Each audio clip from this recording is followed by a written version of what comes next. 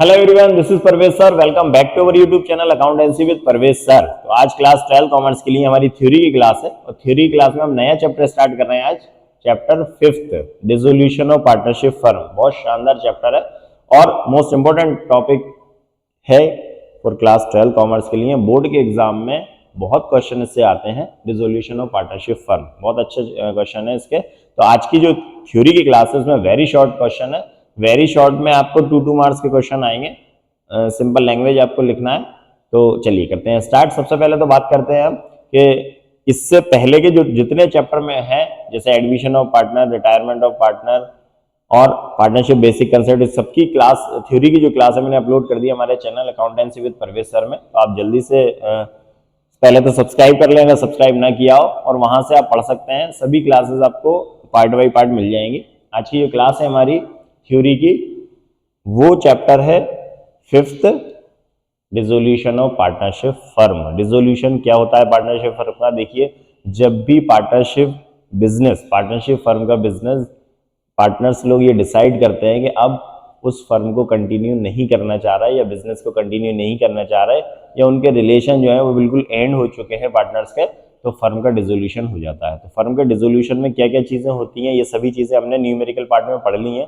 इससे पहले जो मैंने न्यूमेरिकल पार्ट पढ़ा रहा था इस चैप्टर के, जो न्यूमेरिकल क्वेश्चन हमने किए हैं, जिसे हम प्रैक्टिकल क्वेश्चन कहते हैं, उसमें मैंने सभी क्वेश्चन अपलोड किए हैं। Realisation account, partners capital account के सभी क्वेश्चन है, वहां पे आप सभी न्यूमेरिकल पार्ट पढ़ लें।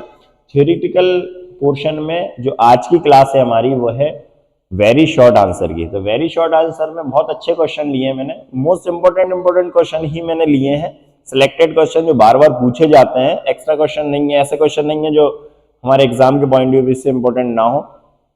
कई सारे बच्चे मेरे को मैसेज कर रहे हैं, कमेंट्स कर रहे हैं कि सर इंपॉर्टेंट क्वेश्चन बता दीजिए, सर इंपॉर्टेंट क्वेश्चन बता दीजिए। एक बच्चे ने तो ऐसा बोला है कि सर 20 क्वेश्चन हमें बता दीजिए। तो मैं उन बच्चों से ये कहना चाहता हूँ, जितने भी क्वेश्चन हम पढ़ रहे हैं वो सिलेक्टेड क्वेश्चन है, सभी इंपॉर्टेंट क्वेश्चन है।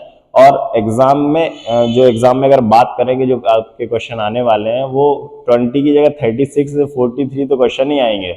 अगर हम बोर्ड की बात करें तो 18 क्वेश्चन के और में अगर 18 क्वेश्चन आते हैं तो 36 क्वेश्चन तो एग्जाम पेपर में ही आएंगे। 20 क्वेश्चन अगर आप करेंगे तो कैसे होगा? तो सभी क्वेश्चन इंपॉर्टेंट है, सभी सिलेक्टेड क्वेश्चन लिए हैं, बार बार जो पूछे जाते हैं बोर्ड में वही क्वेश्चन है। चलिए, तो आप पढ़ते रहिए और मैं कोशिश करता हूं कि लैंग्वेज को सिंपल बनाने की, सरल कैसे समझ में आए, हमें कंसेप्ट कैसे समझ में आ जाए। आप कंसेप्ट समझने की कोशिश करा करो, लिखे आप आराम से लिख देंगे। बिल्कुल 10-20 क्वेश्चन के पीछे मत भागा करो।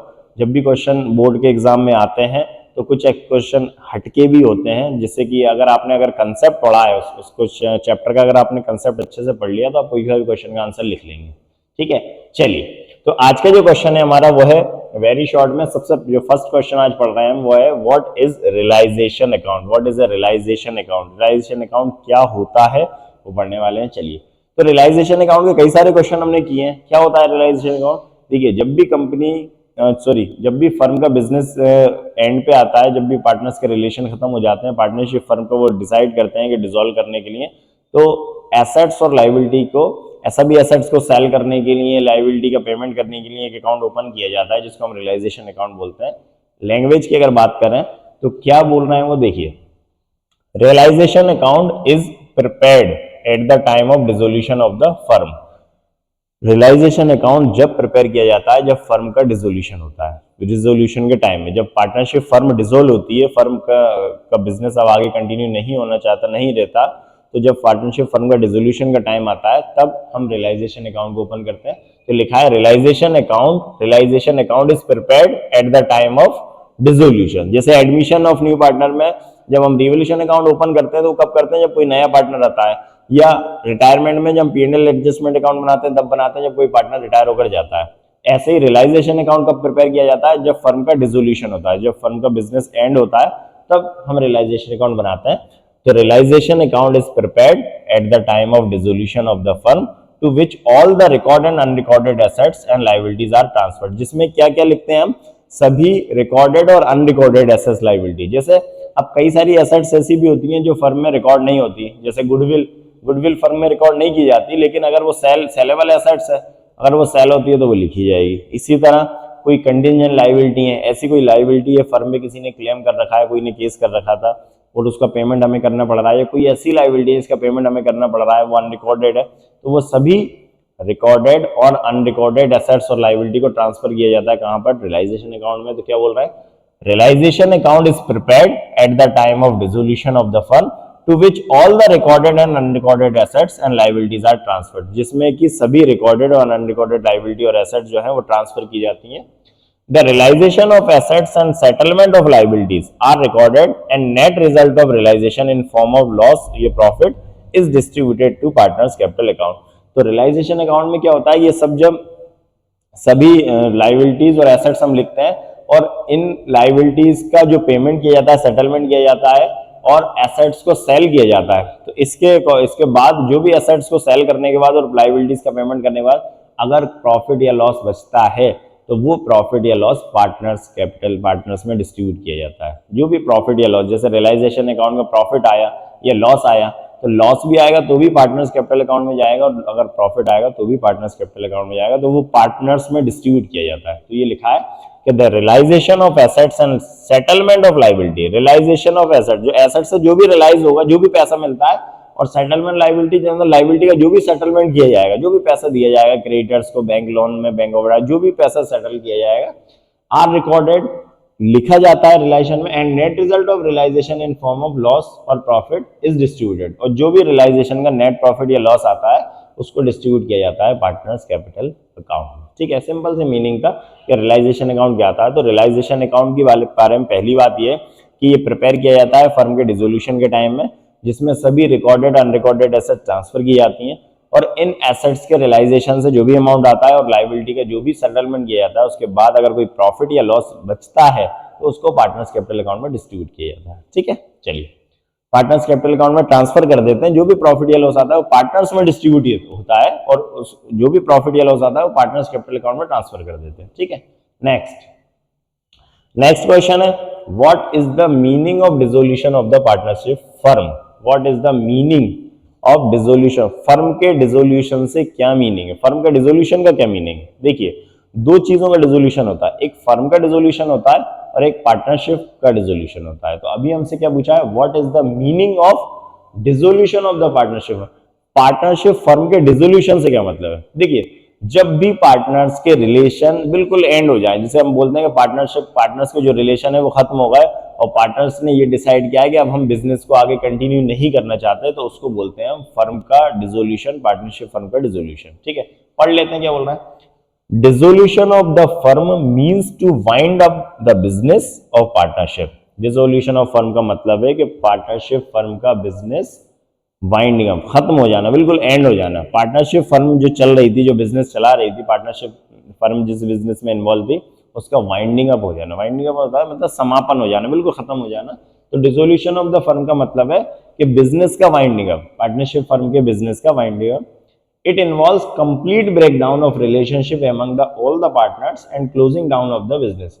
इसका मतलब है कि पूरी तरह से पार्टनर्स के रिलेशन खत्म हो जाते हैं पूरी तरह से, और फर्म का जो बिजनेस होता है वो खत्म हो जाता है। इसको बोलते हैं हम फर्म का डिसोल्यूशन। देखिए, जब भी जनरली आपने देखा होगा कि पार्टनरशिप बिजनेस जो होता है, तो पार्टनरशिप बिजनेस जब भी स्टार्ट होता है तो एक म्यूचुअल अंडरस्टैंडिंग से होता है, एक एग्रीमेंट से होता है। पार्टनर्स मिलकर अपने डिसाइड करते हैं कि किस तरह का बिजनेस किया जाएगा, किस तरह से प्रॉफिट या लॉस डिस्ट्रीब्यूट किया जाएगा, कि कितनी कितनी कैपिटल हम लगाएंगे, सभी म्यूचुअल अंडरस्टैंडिंग से होता है। ठीक है, लेकिन आगे चलने के साथ साथ अगर ऐसा होता है कि पार्टनर्स के रिलेशन कुछ गड़बड़ होने लगते हैं, या जैसे बोले कि पार्टनर्स के रिलेशन बिल्कुल ही एंड पे आ जाते हैं, कुछ पार्टनर्स कुछ चाह रहे हैं, कुछ पार्टनर्स कुछ चाह रहे हैं, तो एक ऐसा टाइम आता है कि पार्टनर्स लोग ये डिसाइड करते हैं कि अब हम बिजनेस को कंटिन्यू नहीं रख पाएंगे और हम लोगों में ऐसा रिलेशन नहीं रहे कि अब पार्टनरशिप बिजनेस चलाना पॉसिबल हो। तो क्या करते हैं, वो ऐसा डिसीजन लेते हैं कि पार्टनरशिप फर्म को डिसोल्व किया जाए।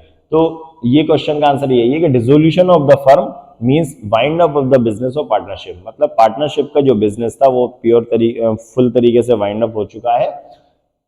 इट इन्वॉल्व्स कंप्लीट, और इसमें क्या क्या शामिल है, पार्टनर्स का रिलेशन पूरी तरह से खत्म हो जाना। It involves complete breakdown of relationship among all the partners. मतलब पूरे पार्टनर्स के बीच का जो भी रिलेशन है वो कंप्लीट तरीके से खत्म हो चुका है एंड फर्म का बिजनेस बंद हो चुका है। Closing down of the business, business को पूरी तरह से बंद किया जा चुका है, हो चुका है और पार्टनर्स के रिलेशन खत्म हो चुके हैं, जिसको हम क्या बोलते हैं, डिसोल्यूशन ऑफ पार्टनरशिप फर्म। ठीक है, ये क्वेश्चन था, इसको आप बहुत अच्छे से याद कर लेना, प्रैक्टिस कर लेना। एक क्वेश्चन और है वेरी शॉर्ट में, छोटा सा क्वेश्चन है, what is meant by dissolution of partnership. देखिए अभी हम क्या पढ़ रहे थे, अभी हम पढ़ रहे थे what is meant of dissolution of partnership firm. अभी हम डिसोल्यूशन ऑफ पार्टनरशिप फर्म मतलब फर्म का डिसोल्यूशन का मीनिंग क्या होता है, और अब हम पढ़ेंगे पार्टनरशिप का डिसोल्यूशन क्या होता है। देखिए दोनों में क्या डिफरेंस है। आप सोचेंगे कि डिसोल्यूशन तो हो ही रहा है, पार्टनरशिप में हो या पार्टनरशिप फर्म में हो, डिसोल्यूशन नहीं। पार्टनरशिप में डिसोल्यूशन का मतलब होता है कि पार्टनर्स में रिलेशन में चेंज आ जाना। पार्टनर्स के जो भी पार्टनर हैं आपस में, उनके रिलेशन अगर चेंज हो जाते हैं तो फर्म का पार्टनरशिप का डिसोल्यूशन होता है। कुछ पार्टनर फर्म से हट जाते हैं, लेकिन कुछ पार्टनर नए पार्टनर ऐड हो जाते हैं, लेकिन फर्म का बिजनेस चलता रहता है। मतलब फर्म जो है पार्टनरशिप फर्म वो कंटिन्यू रहती है।